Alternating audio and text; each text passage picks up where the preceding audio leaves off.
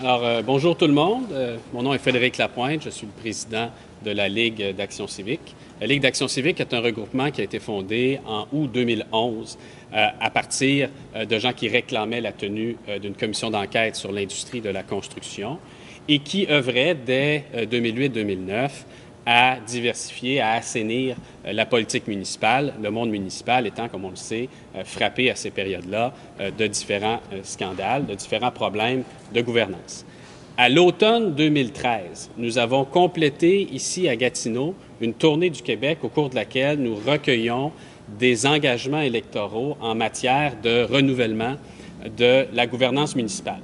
L'opération Confiance était constituée par un questionnaire qui posait des questions sur 10 points, 10 facteurs qu'on peut relier à la prévention de la collusion ou de la corruption, des questions portant sur la participation citoyenne, la transparence de l'administration municipale, le financement politique, etc. Au cours de cette activité, le parti Action Gatineau, le maire, le candidat à la mairie, Maxime Penneau-Jobin, a pris une série d'engagements. Et puisqu'il a été élu au cours de cette élection, il convient que notre organisation vienne présenter. On aurait pu le faire à la mi-mandat, on le fait à la troisième année. C'est encore possible d'ajouter quelques réalisations d'ici la prochaine élection. Donc, on vient de présenter l'état de réalisation des engagements électoraux pris à l'automne 2013. Alors, en ce moment, on peut affirmer que plus de 80 des engagements électoraux pris en 2013 relativement en particulier au financement politique, en particulier à la transparence, en particulier relativement à la participation des citoyens, relativement également aux relations entre les conseillers municipaux et la direction de la Ville, que ces engagements ont été suivis. Un certain nombre d'engagements sont en voie de réalisation. Je pense en particulier à l'enjeu du colistier que nous portons à travers le Québec. Le colistier, c'est un élément important pour encourager les personnes à être candidates à la mairie des villes. C'est un élément important de la diversité politique dans nos villes. Les monopoles politiques font le lit de la corruption, comme on le sait bien. Également, un autre élément qui est en voie de réalisation porte sur une réflexion sur les recommandations du vérificateur général. Il y a des réflexions sur ce point-là. Déjà, on peut souligner que la ville de Gatineau, contrairement à d'autres villes, je pense à Saguenay où on a eu à aller en cours contre la ville de Saguenay pour qu'il respecte la fonction de vérificateur général. Donc, un très grand nombre de recommandations du vérificateur général ici sont suivies, mais un certain nombre d'autres sont à l'étude. Et donc, le bilan ou le bulletin de la ville de Gatineau par rapport à ses propres engagements, plus de 80 des engagements qui sont réussis, on peut résumer ça. Moi, je suis conseiller pédagogique. Dans la vie, je suis conseiller en évaluation à l'Université de Montréal. Plus de 80 c'est une note de A-, pour le résumer. Mais un certain nombre d'engagements sont en cours de réalisation et on a bon espoir que la ville de Gatineau peut améliorer davantage sa note, son bulletin. Si 15 des recommandations ou des engagements sont en voie de réalisation, il est encore possible pour la ville de Gatineau, d'ici un an, d'avoir une note de A+. Vous avez le détail des engagements distribués qui correspondent aux questions qui étaient celles sur lesquelles les candidats à la mairie s'engageaient la dernière fois. Sur le détail, peut-être aurez-vous quelques questions, mais d'abord, je voulais que vous entendiez sur ces questions-là. Ils pourront commenter certains des engagements pris. Le maire, M. Maxime Penneau-Jobin, ainsi que le président du conseil, M. Daniel Champagne. Rebonjour à tous. D'abord, je suis juste clarifier un élément. Je suis ici avec deux chapeaux, puis M. Champagne en a juste un. Moi, je suis ici comme chef d'Action Gatineau, mais aussi comme maire, parce qu'il y a des pratiques qui relèvent du parti dans les engagements de l'opération Confiance. C'était vraiment le fonctionnement d'un parti politique. Nous, depuis le départ, on veut être un parti exemplaire, mais il y a un certain nombre de pratiques qui relèvent de l'ensemble du conseil ou des pratiques municipales, puis certaines sont portées par le président. Ça fait qu'on trouvait ça tout à fait pertinent qu'il soit ici, même si on essaie de ne pas mélanger les deux choses. En fait, ça fait 3 ans presque jour pour jour, là, parce que c'était le 27 septembre qu'on avait pris des engagements à l'extérieur de la Maison du citoyen ici sur la transparence, sur les pratiques municipales, sur les pratiques des partis politiques. Et pour moi, c'est extrêmement important pour toutes sortes de raisons. À l'époque, il y avait les enjeux de collusion, corruption, où pour ce qui est de la corruption, on était épargnés ici. Mais pour moi, ces pratiques-là sont des pratiques préventives. Mais il y a aussi la vie démocratique, tout simplement, même si on sort de collusion, corruption, on veut juste une concurrence politique saine, on veut des pratiques saines avec les médias, on veut des pratiques de transparence. Nous, on a fait des choses qui ne sont pas dans notre bilan, mais qui, pour moi, sont importantes, puis je vais en souligner une. C'est le partenariat avec l'ENAP. Sur l'accès aux documents et vraiment sur les pratiques de transparence. On a commencé par accès aux documents, mais on va aller de façon plus vaste parce que la transparence a toutes sortes de facettes. Elle a un coût, elle influence nos façons de travailler comme ville, elle influence la capacité ou non des citoyens d'interagir dans la vie démocratique. Fait que ça, c'est un élément important. Pour l'ensemble de notre bilan, en fait, j'irai plus avec vos questions, là, puis vos éléments, les intérêts qui vous intéressent le plus, parce qu'il y en a beaucoup. Puis moi, j'espère que vous allez le lire avec détail, parce que pour moi, c'est fondamental en démocratie municipale, ce genre d'exercice-là. Puis je suis assez fier du bilan qu'on a. Oui, moi, j'ajouterais simplement qu'en matière lorsqu'on parle de transparence, vous rappellerez qu'au début du mandat, on s'est doté d'un programme du Conseil. Donc, le programme de M. le maire s'est transformé en programme du Conseil. Puis l'aspect de la transparence est un élément extrêmement important. Donc, et moi, je fais le même constat en matière de transparence. C'est-à-dire que le Conseil municipal actuel est probablement un des plus transparents, sinon le plus transparent au Québec, c'est-à-dire nos caucus préparatoires sont en public, nos comités pléniers sont en public, nos comités exécutifs sont en public, conseils municipaux sont en public. On rapporte aux médias de façon presque quotidienne. Hein, on le voit les mardis, point de presse les mardis, point de presse les mercredis. Donc, comme président du conseil, moi, je constate ce niveau de transparence-là. Je le vois aussi ailleurs. J'ai fait la visite de certaines autres villes au Québec et je constate qu'effectivement, nous sommes une des villes les plus transparentes. Donc, je voulais être ici pour m'assurer que cet aspect-là était bel et bien réitéré et bien compris. Voilà.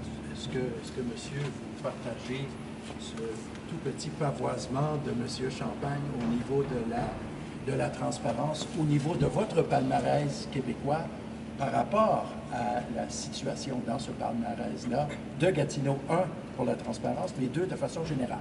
Oui, l'expérience qu'on a dans les autres villes, c'est que très souvent, trop souvent, des documents sont remis à la dernière minute aux conseillers municipaux pour adoption. Parfois des contrats très importants.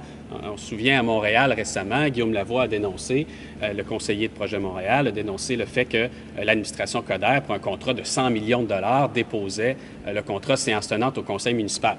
Le maire Coderre est majoritaire, le vote a été pris, mais on ne peut pas dire qu'il y a eu un examen lorsque des contrats importants, avec des montants importants, sont déposés à la dernière minute. Ceci se produit trop souvent à travers le Québec. Il peut y avoir des motifs d'urgence qui font que des décisions doivent être prises à la dernière minute sans avoir transmis tous les documents requis. Mais justement, ici à Gatineau, le fait que l'organisation de la délibération du conseil et de la prise de décision dans le conseil soit confiée à un autre élu que le maire, qui plus est un élu par ailleurs indépendant, donc forcément neutre, bien, ça apporte une garantie que l'agenda de travail du conseil ne soit pas exploité à des fins politiques ou exploité de telle sorte d'empêcher les gens d'observer ce pourquoi les décisions sont prises. Donc, on pense que c'est un exemple très important. La manière dont le conseil de ville de Gatineau travaille, c'est un exemple pour les autres villes au Québec. Est-ce que vous prenez en considération la récurrence des huis clos? Parce qu'on a l'impression, nous, qui couvrons la scène municipale depuis un bout de temps, qu'il y a une multiplication des huis clos. Oh, je ne peux pas commenter la pertinence de chaque huis clos, vous comprenez bien. Ce qu'on constate dans les autres villes, c'est que l'essentiel des comités pléniers sont des réunions qui se font à huis clos. Même qu'à Saguenay, ils ont aboli officiellement le comité plénier. Ils se réunissent plutôt dans un restaurant, loin des regards et avec absolument pas tout le conseil municipal, de telle sorte que la vraie délibération se passe complètement derrière des portes closes. Je crois que vous n'êtes pas là ici, mais encore une fois, je ne peux pas commenter là, la justification d'un huis clos en particulier ou un autre. Mais là, vous prenez l'exemple, probablement un des pires exemples au Québec, en étant Saguenay, là. C'est sûr que si on se compare à Saguenay, on est probablement très bon, mais en général, c'est vrai qu'il y a de plus en plus de huis clos ici. Vous ne pouvez pas évaluer, posez ma question. Vous ne pouvez pas évaluer chacun des huis clos, mais ni la pertinence de chacun des huis clos, mais le fait qu'il y ait de plus en plus de huis clos dans une municipalité, est-ce que c'est signe d'un manque de transparence automatiquement? Ce qui est clair, c'est que dans les autres villes, les comités pléniers ne se réunissent pas en public, hein, c'est derrière des portes closes, et malheureusement, un très grand nombre de ces comités pléniers tendent à exclure certains élus ou à ne pas permettre aux élus de se préparer. Donc, à cet égard, Gatineau est vraiment à l'avant-garde avec le fonctionnement de son conseil municipal, à l'avant-garde des autres conseils municipaux à travers le Québec. Et nous, on tend à se servir de l'exemple de Gatineau pour montrer aux autres conseils municipaux, mais regardez, c'est possible d'aller plus loin. Maintenant, est-ce qu'il y a une expérimentation dans le dosage du degré de transparence? Est-ce qu'il y a une volonté d'être le plus transparent possible et de tester les limites de la transparence? Je crois que l'étude qu'il mène avec l'École nationale d'administration publique va permettre de tirer certaines conclusions. Je ne veux pas tirer, moi, ces conclusions d'avance, mais on salue le fait qu'il y a très certainement une expérimentation ici à Gatineau. Et peut-être que dans certains cas, il convient de faire un pas en arrière après en avoir fait deux en avant. Mais quand on est à l'avant-garde, on ne peut pas avoir toutes les réponses d'avance. Mais est-ce que l'ouverture des comités... Est-ce qu'on peut avoir une réponse du côté là? Bien, en fait, moi, je dirais, il y a deux éléments que j'aimerais apporter. D'une part, j'aimerais ça qu'on me définisse qu'est-ce que ça veut dire. Il y a de plus en plus de huis clos parce que c'est pas du tout ce que je constate, moi, comme président du conseil. Bien au contraire. On s'est donné un mandat d'être un conseil qui est transparent. Je pense que nous sommes un conseil qui est transparent par nos comités pléniers, caucus préparatoires, etc. Je l'ai dit tantôt. Ceci dit, faisons la distinction entre la nudité politique et la transparence. Il y a des choix et des choses qu'on doit discuter comme conseil municipal qui m'apparaît comme étant essentiel à discuter à huis clos. C'est-à-dire, par exemple, lorsqu'on discute de contenu de contrat, discute de certains dossiers en ressources humaines, etc., ça peut être perçu comme étant une surabondance de huis clos, ce qui n'est pas du tout le cas, ce qui est tout à fait justifiable. Alors moi, je répète, je ne constate pas d'aucune façon une augmentation du nombre de huis clos, bien au contraire. Le constat que je fais, c'est qu'on travaille de façon tout à fait transparente. J'ai l'impression, au cours de ce mandat-là, d'être, comme disait monsieur, d'être allé à un moment donné un peu trop loin dans la transparence et avoir été obligé de faire un pas en arrière parce que vous exposiez un peu trop, vous étiez dans la nudité. Moi, je pense qu'on doit tenir cette discussion-là. Je pense qu'on doit se questionner justement sur notre façon de travailler. Je suis tout à fait à l'aise avec le niveau de transparence qu'on a actuellement. Et ceci dit, comment on fait pour s'assurer de justement être en mesure d'avoir ce qu'on pourrait qualifier de rencontre de travail, dans quel contexte? Bien, il faut bien le définir, là. Je pense qu'il y a des discussions à avoir. Bien, moi, je pense que vous avez une impression, mais vraiment, là, je vous mets au défi de nous le démontrer avec des chiffres, avec des données, puis pas juste avec des normes, avec du qualitatif. Moi, j'en fais des rencontres de travail dans mon bureau. Je pourrais les multiplier, il n'y aurait plus de huis clos, mais les rencontres de travail se feraient dans mon bureau juste avec mes amis. Ce qu'on fait au lieu de ça, c'est qu'on fait des rencontres de travail avec l'ensemble du conseil, puis là, on brasse toutes sortes de choses. Pour moi, ça, c'est sain en démocratie. La question, c'est est-ce que l'information, elle est ultimement publique? Est-ce que les gens comprennent c'est quoi les enjeux? C'est pas d'avoir une caméra dans mon bureau constamment. Puis ça, moi, je pense que oui, il y a un élément d'expérience qu'on fait à Gatineau. Puis il ne faut pas prendre à la légère les conséquences d'être toujours devant les médias. Est-ce que nos fonctionnaires deviennent des personnalités publiques? Ils ne sont pas payés pour ça. C'est nous autres qui doivent rendre des comptes. On les met dans une situation ou dans l'immense majorité des villes, puis ça, je dirais que c'est peut-être une des choses qu'on fait qui est le plus à l'avant-garde, c'est l'accès que vous avez à nos fonctionnaires. Mais à un moment donné, ce pas des personnalités publiques. Est-ce que ce qui se dit en public, c'est tout ce qui doit se dire? Moi, je pense que quand on ferme les portes, là, puis on peut chicaner avec l'administration, poser des questions, eux sont capables de dire, bien là, telle affaire, je suis pas si sûr que ça. Bien, il y a des choses qu'on veut pas dire en public, puis qu'on veut dire en public quand on est sûr, quand on l'a vérifié, quand on a regardé, quand on a... C'est pour ça que l'exercice avec l'ENAP, puis c'est une première phase qu'on a fait sur l'accès aux documents, il va en avoir d'autres, pour moi, est extrêmement utile, va être utile à toutes les villes du Québec. Parce que, comme M. Champagne l'a dit, il y a une différence entre la transparence et la nudité. Il y a des impératifs de gestion municipale. Et ça, c'est important qu'on regarde ça sans se lancer de façon aveugle dans des pratiques qui ont des conséquences sur notre organisation. Est-ce que vous avez décidé de traiter à huis clos certains sujets qui auparavant étaient traités publiquement? Non. Non, au contraire. Puis encore une fois, vous avez une impression, puis je vous mets au défi de changer votre impression en fait puis en données. Puis si on se compare aux autres villes, on va rester dans le peloton de tête. Puis si on se compare aux pratiques du passé, moi, je suis convaincu qu'on est extrêmement transparent. On m'a donné l'exemple d'hier. Dans un processus de négociation de contrat avec un partenaire privé, là, qu'on fasse une pause puis qu'on s'ouvre pour parler de terrain, qui est un élément de la négociation, c'est ça qui est extraordinaire comme outil de transparence, parce que dans n'importe quel autre gouvernement, là, on aurait juste déposé une entente à la fin puis dit voici ce qui est sur la table, êtes-vous pour ou contre au Conseil? Fait que ça dépend de l'approche qu'on prend. Moi, je suis convaincu qu'on a des pratiques qui restent extrêmement transparentes, mais on reste un gouvernement qui doit faire des affaires à porte fermée souvent. Je vous pose la même question que j'ai posée à M. Champagne. Est-ce que dans les expériences que vous faites, vous avez des exemples où, depuis les 3 dernières années, où vous êtes allé dans la nudité, où vous jugez que vous êtes allé trop loin dans la transparence, puis que ça a été une erreur de l'administration ou du Conseil? Je dirais pas qu'on est allé trop loin, mais il y a une chose qui m'inquiète beaucoup, là, c'est la présence de nos fonctionnaires dans l'espace public. Moi, quand dans des émissions, on dénonce des fonctionnaires, puis ce qu'ils ont dit, puis ça, ils deviennent des personnages publics, ça, là, c'est malsain. Ils ne sont pas payés pour ça, ça ne fait pas partie de leur fonction. Moi, M. Champagne, on doit rendre des comptes publiquement. Nos fonctionnaires, ils nous donnent un avis, nous, on décide et nous, on rend des comptes. Ça, là, pour moi, là, il y a quelque chose qui moi, me préoccupe beaucoup. Et c'est d'autant plus préoccupant que s'il y a une dérive, je ne voudrais pas qu'on ferme la porte. Parce que moi, quand je vois des fonctionnaires de Gatineau vous répondre puis vous expliquer techniquement comment les choses fonctionnent, je trouve que c'est une richesse immense pour notre démocratie. Mais s'ils deviennent des personnages publics, là, on va être obligé de décrocher. Et là, on va reculer. Ça, moi, s'il y a un élément qui me préoccupe, c'est celui-là.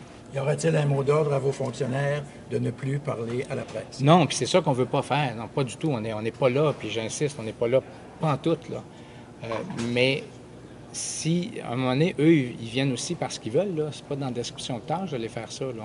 On leur demande de le faire, puis, mais c'est une pratique tout à fait innovante. Je ne sais pas si M. Lapointe peut commenter là-dessus, mais c'est très rare que les fonctionnaires sont devant les médias. Mais est-ce qu'ils apprécient ce rôle-là que vous leur donnez, les fonctionnaires? Oui, ils l'apprécient pour la plupart. Il y en a qui sont moins à l'aise que d'autres. Ils l'apprécient pour la plupart. Je pense qu'ils comprennent la richesse que ça donne aux gens de Gatineau d'avoir nos experts qui expliquent les choses, mais ils ont aussi des préoccupations par rapport à l'espèce de frontière entre être un expert qui donne un avis puis devenir un personnage politique.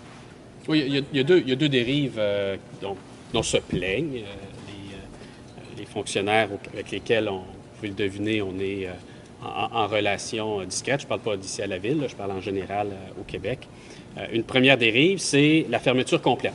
Il y a certaines villes qui interdisent aux fonctionnaires de commenter quelque question que ce soit, même lorsqu'il s'agit d'expertise. Et donc là, ils sont un peu contraints d'observer des porte-paroles de la municipalité, parfois ne pas présenter les choses telles qu'elles sont. L'autre dérive, c'est de contraindre les fonctionnaires à prendre sur leur expertise, en leur nom, des décisions qui sont politiques et qui ne leur appartiennent pas.